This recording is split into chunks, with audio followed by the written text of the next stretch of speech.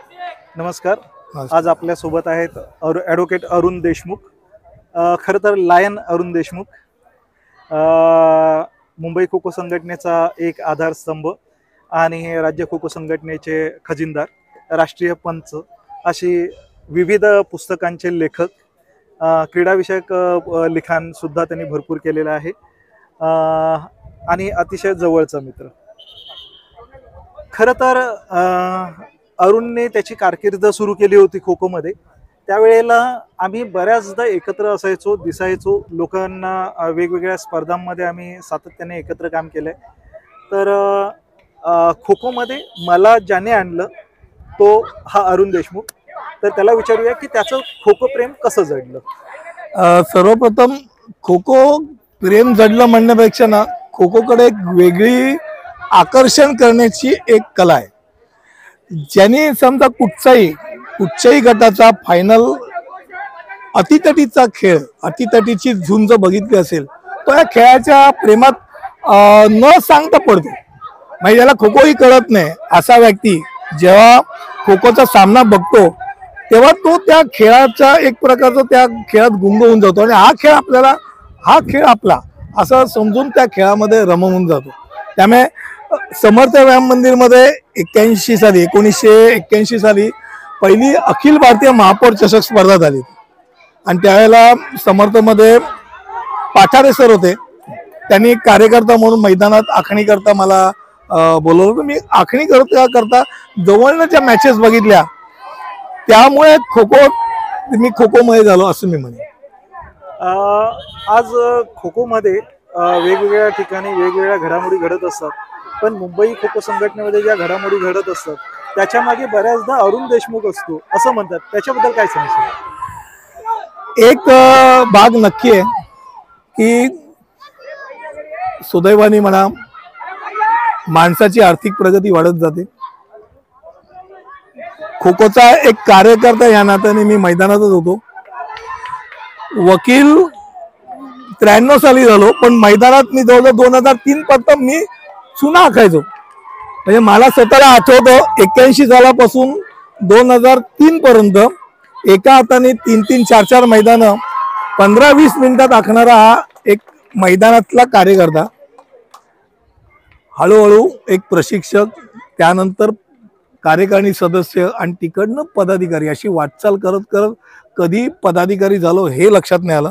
मात्र जिल्हा संघटना खूप चांगल्या तऱ्हेने बांधू शकलो. जिल्हा संघटनेमध्ये सर्व संस्थांचे चांगले कार्यकर्ते कसे येतील हे पाहिलं आणि त्यामुळे एक प्रकारे तुम्ही आत्ता जे प्रश्न विचारलात तो बऱ्याच अंशी खरा ठरतो की अनेक गोष्टी होतात त्यावेळेला ह्याच्या मागे काहीतरी अरुणचं काही हात आहे का, किंवा अरुणनी यात सहभाग घेतला होता का की यांनी या पदावरती आला की हा नवीन कार्यकर्ता आला. हे खरं आहे, म्हणजे त्यात मी नाही म्हणत नाही, पण चांगले कार्यकर्ते आज खो खो संघटनेला मी मिळवून दिले एवढं मी अभिमानाने सांगतो. आज श्री समर्थ व्यायाम मंदिराचा खो खो विभाग त्यांनी सांभाळला आणि त्याचबरोबर दादोजी कोंडदेव क्रीडा मार्गदर्शक पुरस्कार सुद्धा त्यांनी मिळवला आपल्या राज्याचा. तर हा पुरस्कार मिळवताना जवळजवळ 6 ते 7 शिवछत्रपती पुरस्कार विजेते खेळाडू घडवले. त्याबद्दल काय सांगशील? सर्वप्रथम समर्थ व्यायाम मंदिर मध्ये 1989 साली माझ्याकडे खो खो विभाग उदय देशपांडे सर आमचे जे सचिव आहेत त्यांनी सुपूर्द केलं की तो खो खोचं प्रेम आहे, तू ॲथलेटिक्सचा इन्चार्ज राहायचंय का तुला खो खोचं घ्यायचं. मी खो खोचं मला पहिला प्रेफरन्स खो खो. 1989 साली जेव्हा मी खो खोचा प्रशिक्षक झालो पहिली 5 वर्ष खूप त्रासाची गेली इन द सेन्स काय आलं, मुंबईचं तेव्हा वातावरण एवढं विचित्र होतं की पहिल्या 2 वर्षात जो संघ तयार केला तो 92च्या दंगलीमध्ये त्यातले अनेक खेळाडू सगळे गायब झाले.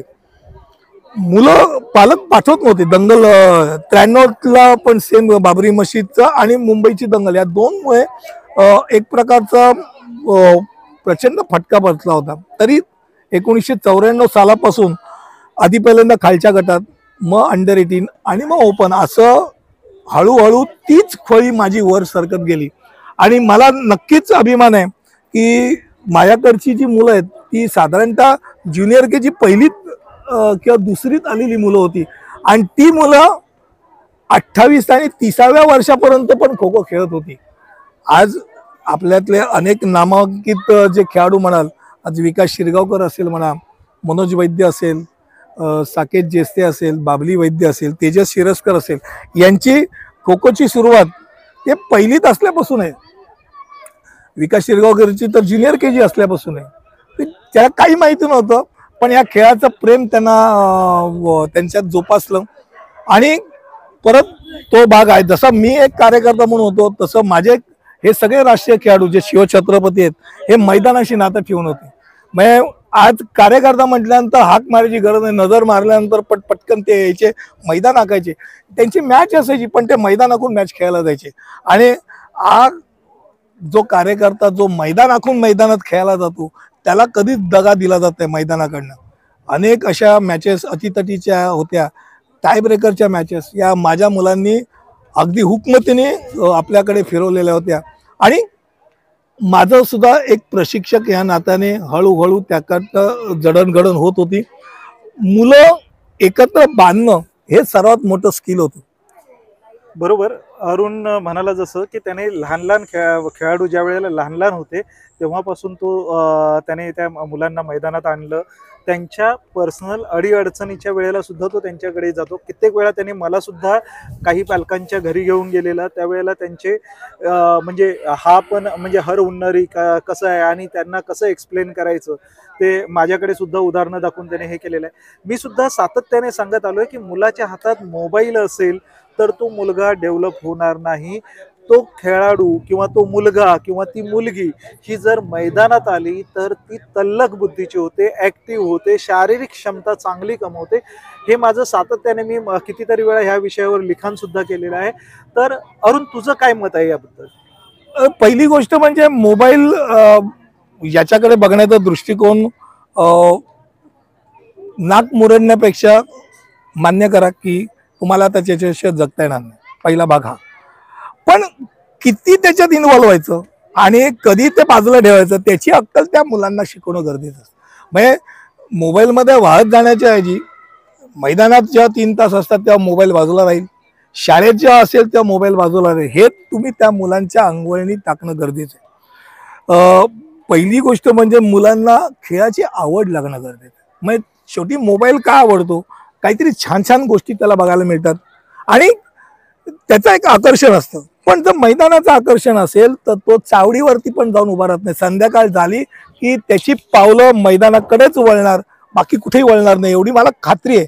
आणि एवढी ताकद कुठच्याही भारतीय खेळात, म्हणजे नुसतं खो खो नाही, कबड्डी असेल, खो खो असेल, कुठच्याही भारतीय खेळामध्ये जर तो रममान होऊन गेला असेल तर संध्याकाळ झाल्यानंतर दारुड्याला कसं दारू असल्यानंतर कसं ते बैचेन होतो ना, तो एक प्रकार इथे असतो की खेळ संध्याकाळ झाल्यानंतर आम्ही प्रशिक्षक असो नाही तर खेळाडू असो आम्ही बैचेन होतो, ते गेल्याशिवाय राहत नाही. त्यामुळे मोबाईलवरचं उत्तम मात्रा हीच पालकांना मी नक्की सांगेन की तुमच्या मुलाला मैदानात टाकायला शिका, मैदानाचं सोपवा, आपसुकच तुम्हाला तुमच्या मुलाच्या मध्ये बदल घडलेला दिसेल. नक्की. हे माझा सुद्धा स्वतःचा अनुभव आहे. कित्येक जे समीक्षक आहेत त्यांचं सुद्धा हेच मत आहे की खेळाडूंनी लहान लहान मुलांनी मोबाईलमध्ये अडकण्यापेक्षा त्यांच्या पालकांनी त्यांना मैदानात आणलं पाहिजे, मैदानाची आवड लावायला पाहिजे, ज्याच्यामुळे त्याची सर्व चौफेर बाजूने प्रगती होऊ शकते आणि तो विकसित होऊ शकतो. मला सांग अरुण की आज आपण एवढे खेळाडू घडवले किंवा एवढे स्पर्धा बघितल्या, तर तुला अविस्मरणीय ठरलेली स्पर्धा कोणती? आम्ही घेतलेली राष्ट्रीय स्पर्धा, कारण तोही आमच्या आयुष्यातला एक वेगळाच प्रसंग होता. समर्थतर्फे राज्यस्तरीय स्पर्धा जवळजवळ 3 स्पर्धा अगदी सहजगत्या मी नाव घेईन की समर्थांनी भरवल्या होत्या. पण समर्थाच्या मैदानात माझ्या माहितीप्रमाणे पहिलीच आणि कदाचित ती शेवटचीच होईल इतपत भव्य दिव्य अशी राष्ट्रीय स्पर्धा पुरुष महिला गटाची घेतलेली. आणि अडचणी याव्यात, पण एवढ्या अडचणी कशा काय येऊ शकतात या स्पर्धेला, हे माझ्या समोरचं एक कोडं होतं. कारण का मी पण तसा तयारीचा गडी होतो. बाळा स्वतः आयोजक होता, प्रमुख आयोजक. सगळे तयारीच्या गडी असताना सुद्धा अडचणी येत होत्या आणि अडचणींवरती तेवढ्याच ताकदीने मात करायचा प्रयत्न आम्ही सगळेजण करत होतो आणि खूप शिकलो यातनं.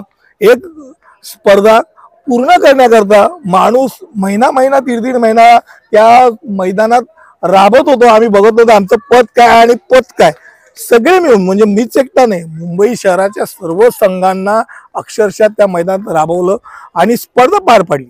अत्यंत यशस्वीरित्या स्पर्धा पार पाडली. स्पर्धेमध्ये कुठे गालबोट नव्हतं, पण स्पर्धा घेण्याकरता ती अविस्मरणीय स्पर्धा होती माझ्या डोक्याकरता. कारण का तो अनुभवच वेगळा, तो अनुभवच वेगळा. म्हणजे असा अनुभव म्हणजे विरोधातला अनुभव फार क्वचित वेळा मिळतो. तो अनुभव फार वेगळा होता आणि त्यामुळे ती एक आठवणीतली स्पर्धा ठरली. नक्कीच. व्योम फाउंडेशनने आयोजित केलेली 2010-11ची ती राष्ट्रीय अजिंक्यपद स्पर्धा होती आणि त्या स्पर्धेमध्ये व्योम फाउंडेशनने मोठं योगदान दिलं. आर्थिक योगदानही त्याला मिळालं. अजितदादा पवारांसारख्या राजकीय नेत्याने जे राज्य खो खो संघटनेचे अध्यक्ष होते त्यांनी सुद्धा मोलाचा हातभार लावला आणि ही स्पर्धा यशस्वीपणे आम्ही पार पाडू शकलो, त्याबद्दल वादच नाही. परंतु त्यानंतर आम्ही बरंच जरी शिकलो असलो तरी त्या लेवलच्या स्पर्धा होताना बरीच वर्ष गेली आणि त्यानंतर त्या तोडीची किंवा त्या दर्जाची स्पर्धा व्हायला लागल्या. आज अल्टिमेट खो खो लीग आलेली आहे. त्याच्यापेक्षाही भन्नाट त्याच्यामध्ये थ्रिल आहे, थरार आहे. तर त्याबद्दल तू काय सांगशील? अल्टिमेट खो खो तुम्हाला जर खो खोचा प्रवास पुढे न्यायचा असेल, अधिक आकर्षक करायचा असेल तर तुम्हाला पर्याय नाही. म्हणजे ज्यांना टेस्ट मॅच हीच बेस्ट, याच्यासारखी दुसरी क्रिकेटची पद्धत नाही, त्यांना 50-50च्या मॅचला आलेच, 50-50वरनं 20-20ला आले, उद्या कदाचित 5-5ला पण येतील. तुम्हाला पर्याय नाही, तुम्हाला बदल आहे, तुम्हाला त्या बदलाला तुम्हाला सामोरं जावंच लागतं. अल्टिमेट खो खोच्या संदर्भात काही चांगले नियम पण आहेत, काही विचित्र नियम पण आहेत की जे मलाही नाही पटले. काही वजीर सारखा एक नवीन प्रयोगाचा नियम होता तो पटला, पण प्रत्येक तुकडीनंतर सामना थांबवायचा हे न पटण्यालायक आहे. म्हणजे जो अविरत असा चालू असलेला ओघ आहे तो मॅच थांबवायची आणि परत सुरू करायची, थांबवायची परत सुरू करायची, न पटण्यालायक गोष्टी आहेत. पण ठीक आहे, तीही एक भाग आहे गादीवरचा, म्हणजे मॅटवरचा खो खो खेळत असताना इंजरीज हा भाग पण, म्हणजे दुखापती हा फार विचित्र प्रकार आहे. कारण मॅटवरची दुखापत त्या खेळाडूला झाली तर तो खेळाडू त्यातनं फार क्वचित वेळा परत खेळायला उभा राहू शकतो, कारण मेजर इंजरी होते. तो एक फार त्रासाचा भाग आहे. कारण मातीचं मैदान हे तुम्हाला जास्तीत जास्त डॉलर देऊन जातं. डॉलर म्हणजे काय तर जखम कुठची तर खर्चटलेलं, अगदी पार खर्चटला ना तरी तो 2 दिवसांनी दुसरी मॅच पण खेळू शकतो. पण गादीवरती समजा कट आवाज आला आणि कुठे गुडघ्यात किंवा पाठीमध्ये गेला तर तो आयुष्यभरा करता ना वर्षभर तर सहजरित्या तो आडवा असतो. एक फार विचित्र प्रकार असतो. पण अल्टिमेटली पैसा दाखवला हे नक्कीच. त्यामुळे खो खोमध्ये सुद्धा आज आकर्षण आहे. मात्र दुर्दैवाने अल्टिमेटमध्ये महाराष्ट्राचा चेहरा हा कमी होत चाललाय, हे वाईट आहे. त्यामुळे कदाचित अल्टिमेटचं आयुष्य पण कमी होईल एवढं मला नक्की वाटतं. जर अल्टिमेटनी वेळीच सावध होऊन जर महाराष्ट्राला त्याचं स्थान दिलं नाही आणि अनावश्यकरित्या इतर फक्त राज्य आणि महाराष्ट्र फार कमी करत गेले तर मला खात्री वाटते की महाराष्ट्राने पाठ दाखवली तर खो खो मध्ये त्याला जास्त दिवस टिकाव राहणार नाही. धन्यवाद अरुण. खरं तर आम्ही सातत्याने बोलत राहू, पुढेही भविष्यात बोलत राहू. आणि जाता जाता अरुणचा मेसेज आपण ऐकूया. तुला काय वाटतं, खो खोचं भविष्य कसं आहे? पहिली गोष्ट आहे की खो खोचं भविष्य खऱ्या अर्थाने, आता मी राज्याचा खजिनदार या नात्याने आहे. महाराष्ट्र खो खो असोसिएशनचं आज अनेक तरुण नेतृत्व, चंद्रजीत जाधव असेल, गोविंद शर्मा असतील, सचिन गोडबोले असतील, साधारणतः एकाच वयाचे असे तरुण नेतृत्व किंवा पदाधिकारी या संघटनेला लाभले. त्याचा फायदा हा खो खोच्या वाढीकरता नक्कीच होतो असं मला वाटतं. कारण का साधारणतः खूप वयस्कर व्यक्ती आणि कमी वयाचा व्यक्ती एकमेकांशी बोलू शकत नाही. ते एकमेकांशी बोलू शकतात, एकत्र खाऊ शकतात, गप्पा मारू शकतात, वाद घालू शकतात. मतभेद असतात, मनभेद नसतात. हा एक फार महत्वाचा भाग आहे.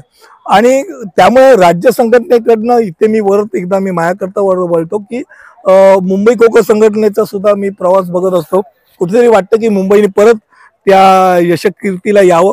याकरता माझ्याकडनं मी काही ना काहीतरी योगदान करत असतो. गेले 8 वर्ष पुरुष महिला गटाला मी माझं प्रायोजकत्व दिलेलं होतं आहे, यावर्षी पण दिलेलं होतं आणि दरवर्षी काहीतरी चांगलं द्यायचा प्रयत्न करतो.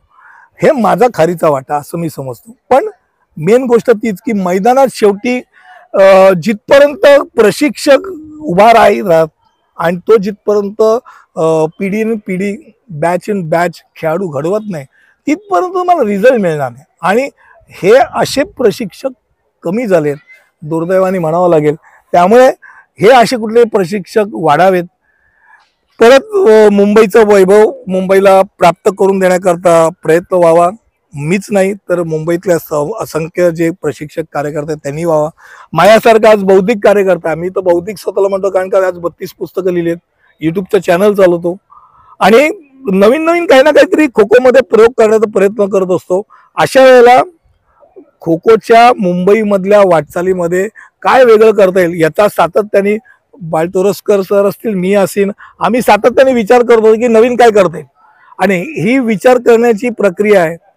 तर मला असं वाटतं, मला खात्री आहे की पुढच्या काही वर्षात समर्थ व्यायाम मंदिर असेल, आमचा तिथलाही क्रमांक घसरलाय तो वाढावा याची एक इच्छा असतेच.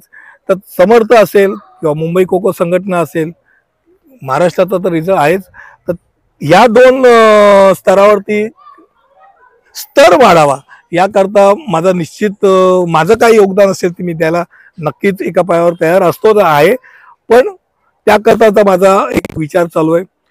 मला असं वाटतं की बालतोरसकर सरांनी मला या निमित्ताने मुलाखत, मी नेहमी मुलाखत घेतो, माझी मुलाखत त्यांनी घेतली त्याबद्दल मी त्यांचा आभारी आहे. आणि असाच आमचे संवाद कधी त्यांनी बोललं तर खो खोवरती सहजगत्या 1-1.5 तास असं सहज डोळे बंद करून कधी गप्पा मारू आम्हाला माहिती नाही. असे एवढे जवळचे संबंध, म्हणजे बाळत सर आणि मी 1982 सालापासून एकमेकांचे मित्र, म्हणजे सहजगत्या आज 41 वर्ष झाली. 41 वर्ष एकमेकांना ओळखणारे, त्या विषय कधी संपत नाहीत. लायन्स क्लब असो, खो खो असो, विविध स्तर असतो. तर त्यामुळे सर तुम्हाला धन्यवाद. धन्यवाद अरुण, आपला जो वेळ दिलात आणि आपण लोकांना जे खो खो बद्दलचं प्रेम व्यक्त करून दिलं त्याबद्दल पुन्हा एकदा धन्यवाद. धन्यवाद.